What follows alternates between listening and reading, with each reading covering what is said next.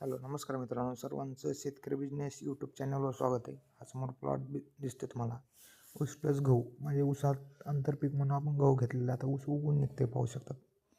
ऊसाचा डोळा उगवत आहे सध्या. आणि या साईडला आपण गहू लावलेला आहे. दोन्ही साईडने लागवड केलेली. हे पूर्ण एकरभरचा प्लॉट आहे. त्यामध्ये पूर्ण आपण अजित 102 या गव्हाची लागवड केलेली आहे. वरची उगवण शक्ती पण बेस्ट झालेली आहे.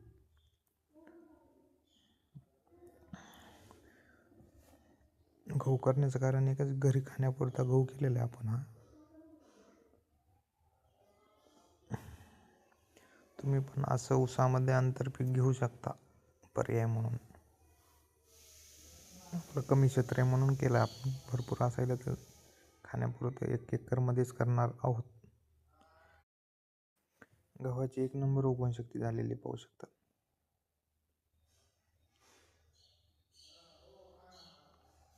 माहिती कसली वाटली कमेंटमध्ये सांगा. तुम्ही आंतरपीक ऊसामध्ये काय करता ते पण कमेंटमध्ये नक्की सांगा. धन्यवाद.